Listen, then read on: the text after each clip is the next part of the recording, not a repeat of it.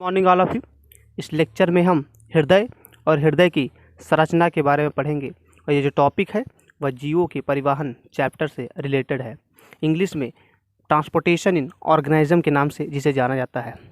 सबसे पहले डिफिनेशन देखेंगे कि हृदय जो होता है वह किस प्रकार परिवहन, ट्रांसपोर्टेशन या फिर सर्कुलेशन, इसे हम परिसंचरण तंत्र कहते हैं, उसमें किस प्रकार अपनी भूमिका निभाता है और हृदय का क्या कार्य होता है, इस लेक्चर में हम पढ़ेंगे।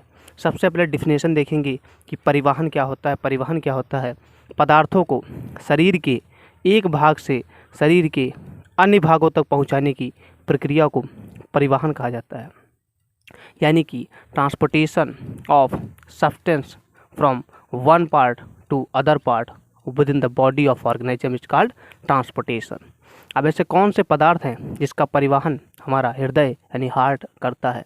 जैसे कि ऑक्सीजन। हम जानते हैं सांस लेने के लिए ऑक्सीजन की आवश्यकता होती है और ग्लूकोज को तोड़ने के लिए ऑक्सीजन की आवश्यकता होती है। ये जो ऑक्सीजन होती है वह प्रत्येक कोशिकाओं में हृदय के माध्यम से ही पहुंचाई जाती है। न्यूट्रिएंट्स, हम जानते हैं कि डाइजेशन के बाद हमारे न्यूट्रिएंट का फॉर्मेशन होता है, जैसे कि protein, carbohydrate, vitamins, fat etcetera. जो न्यूट्रिएंट्स होते हैं वह शरीर के एक भाग से शरीर के प्रत्येक कोशिकाओं में हृदय के माध्यम से, हार्ट के माध्यम से ही पूरी बॉडी में पहुंचते हैं। दूसरा, कार्बन डाइऑक्साइड। हम जानते हैं कि श्वसन की, रेस्पिरेशन की प्रोसेस के पश्चात कार्बन डाइऑक्साइड एक टॉक्सिक गैस का फॉर्मेशन होता है। यह टॉक्सिक गैस जो होती है वह ब्लड में घुलती है और हृदय चक्र के माध्यम से फेफड़े के द्वारा शरीर से बाहर निकाल दी जाती है। यानी कि जो हृदय होता है वह ऑक्सीजन, पोषक तत्व, कार्बन डाइऑक्साइड का परिवहन करता है। अब हम पढ़ेंगे हृदय क्या है और हृदय की कार्यविधि। हृदय के माध्यम से हम कार्डियोवैस्कुलर साइकिल या कार्डियोवैस्कुलर सिस्टम, जिसे रुधिर परिसंचरण तंत्र कहा जाता है, यानी कि ब्लड सर्कुलेटरी सिस्टम के बारे में पढ़ेंगे। सबसे पहले हृदय क्या होता है? हृदय जो होता है मुट्ठी के आकार के एक पंपिंग ऑर्गन होता है, यानी इसका मुख्य काम होता है पंप करना।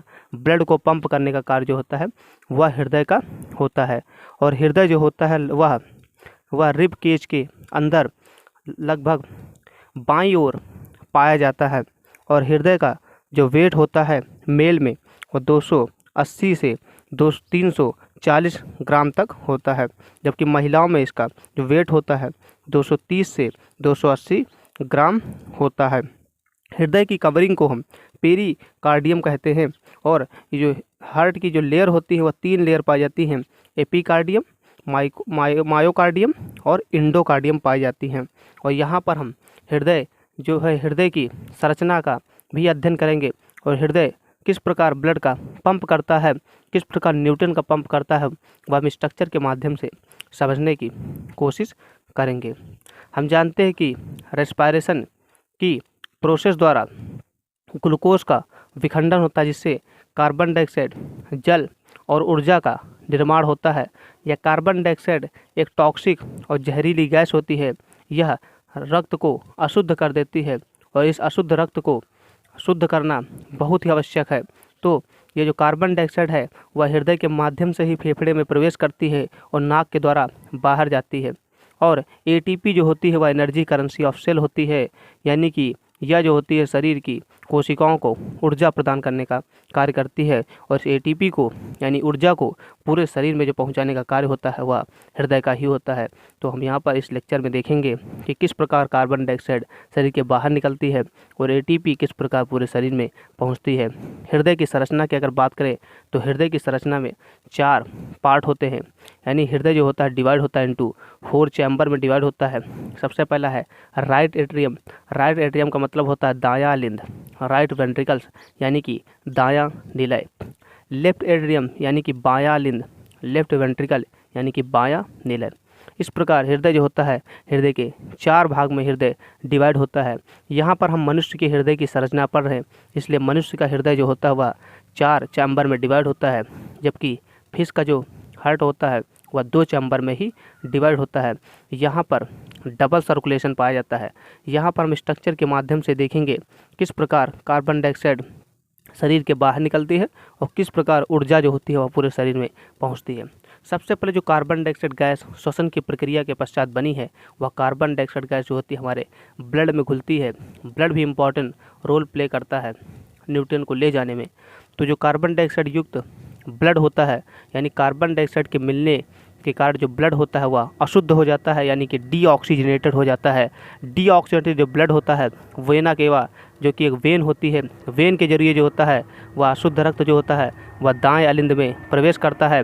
दाएं अलिंद से जो रक्त होता है वह दाएं नीले में जाता है, और दाएं नीले से जो रक्त होता है वह फेफड़े में जाता है। फेफड़े में जो होती हैं एल्वियोली पाई जाती हैं।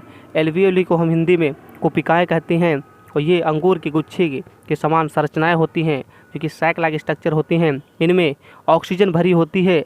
इनका मुख्य काम होता है गैसों का आदान प्रदान करना। तो ऑक्सीजन के भरी होने के कारण जो हमारा अशुद्ध रक्त होता है वह शुद्ध हो जाता है, और यह जो हमारी कार्बन डाइऑक्साइड थी वह फेफड़े के माध्यम से नाक के द्वारा वायुमंडल में निकल जाती है। हाँ, इस प्रकार हमारा जो रक्त है वह शुद्ध हो चुका है। शुद्ध रक्त जो होता है वह बाएं अलिंद में प्रवेश करता है, यानी कि लेफ्ट एट्रियम में प्रवेश करता है, और बाएं अलिंद से जो रक्त होता है वह बाएं नीले में जाता है, यानी कि लेफ्ट वेंट्रिकल में जाता है। और लेफ्ट वेंट्रिकल यानी कि बाएं नीला जो होता है वह आगे जाके वह आर्टरी से जुड़ा होता है, जो कि आर्टरी जो होती है उसे हम एओर्टा कहते हैं या महाधमनी कहते हैं, या सबसे बड़ी धमनी होती है, इसीलिए इसे हम महाधमनी कहते हैं। इसका जो मुख्य काम होता है वह शुद्ध रक्त को शरीर के प्रत्येक भागों में ले जाने का काम होता है। इस प्रकार जो धमनी का काम होता है वह शुद्ध रक्त को शरीर के प्रत्येक भागों में पहुंचाने का होता है। जबकि जो शिरा का काम हमने देखा, शिरा जो होता है शुद्ध रक्त ले जाता है। या महाधमनी जो होती है आगे जाके सेल यानी कि कोशिका, उत्तक, अंग, अंग तंत्र और शरीर में क्या होती है डिवाइड होती है।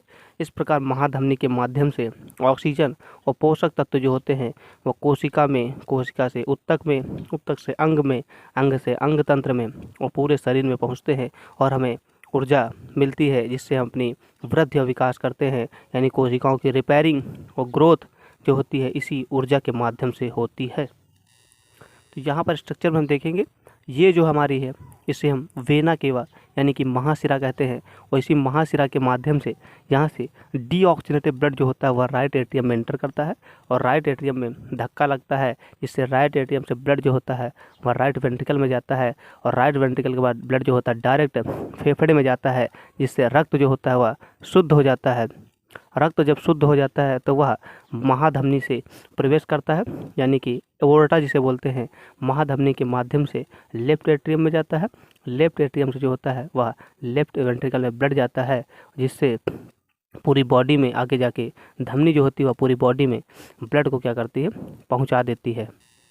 रुधिर परिसंचरण तंत्र यानी कि डबल सर्कुलेशन। डबल मीन्स होता है 2 बार, यानी कि 2 बार हृदय से हृदय में रक्त जो होगा प्रवेश करेगा। रक्त का हृदय में 2 बार जाने की प्रोसेस को हम डबल सर्कुलेशन या दोहरा रुधिर परिसंचरण तंत्र कहते हैं। सबसे पहले बॉडी से जो ब्लड होगा वह हार्ट में प्रवेश करेगा, यानी हृदय में, और हृदय से जो ब्लड होगा वह लंग्स में जाएगा, और लंग्स से दोबारा जो ब्लड होगा शुद्ध होके वह हृदय में प्रवेश करता है। इस प्रकार हमने देखा कि 2 बार रक्त जो है, ब्लड जो है वह हृदय में प्रवेश कर रहा है। इस प्रकार के प्रोसेस को हम डबल सर्कुलेशन कहते हैं। 2 बार इसलिए एंटर करता है, सबसे पहले बॉडी में डीऑक्सीजनेटेड ब्लड था, अशुद्ध था, अशुद्ध रक्त सबसे पहले हार्ट में प्रवेश करता है, तो हार्ट में जो ब्लड होता है वह प्यूरिफिकेशन के लिए, शुद्ध होने के लिए लंग्स में जाता है, शुद्ध होने के बाद दोबारा हृदय में प्रवेश करता है, और शुद्ध रक्त जो होता है बॉडी में जाता है। इस प्रकार के सर्कुलेशन को हम डबल सर्कुलेशन कहते हैं।